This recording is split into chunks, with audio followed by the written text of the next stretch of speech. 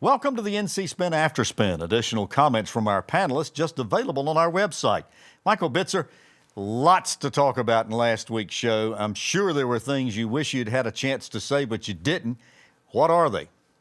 Well, we talked about absentee by mail ballots in North Carolina and the exponential growth. As of Friday, October 2nd, we have 1.1 million registered voters having requested a ballot.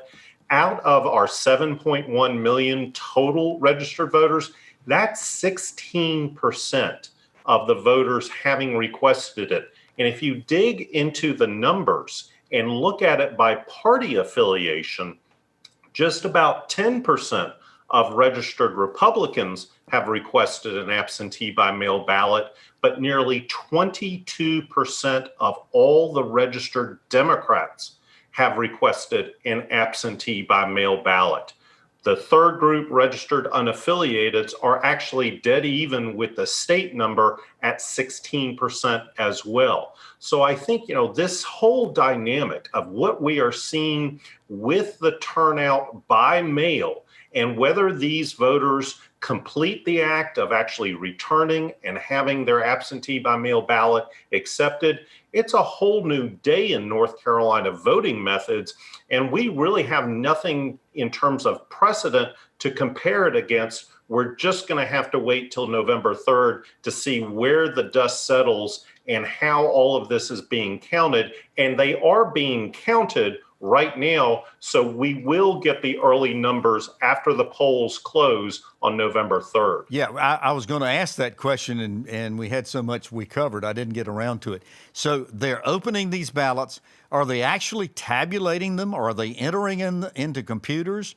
Does anybody know what the votes are looking like?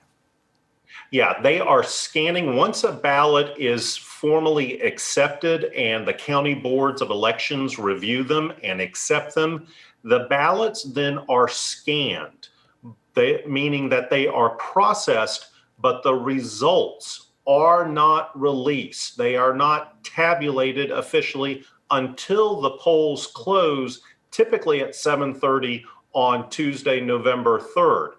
That is the key, and we will get the bulk of these absentee by mail and the early in-person voting that starts on October 15th in the first wave of numbers that are released on election evening. And that raises a very interesting question. With so many, 16% of all registered voters having requested these absentee ballots, could it be that the absentee vote, there are a lot of people that are saying, hey, we might be December, January, knowing who actually won. Could this swing the outcome of the elections, these absentee votes? Oh, most definitely. And, by all estimates, we're going to see well over 60% of the ballots cast in North Carolina come before Election Day. The executive director of the State Board of Elections is predicting 80% of potentially 5 million or more ballots being cast could come before Election Day here in North Carolina. Wow, that's an incredible percentage. And so unless the races are really just snarled up and tangled up, or there are some lawsuit issues resulting from this, and I suspect we can probably count on that, but we should get a pretty clear indication how North Carolina is going to go, shouldn't we? I think we will, unless, again, as we noted, things are just so competitive and the number of outstanding absentee by mail ballots on Election Day is greater than some of these races. It could be a couple of days before we have the official numbers, but that's typical because we don't officially certify things until the canvassing day, which is typically 2 weeks after election. And we all remember 2016 when the gubernatorial race was first week in December before it was finally called officially. I think everybody can agree this is going to be an unusual election that's going to go down in the books, and people are going to go back years from now and say, I remember the election of 20 when Welcome to 2020. There you go. All right.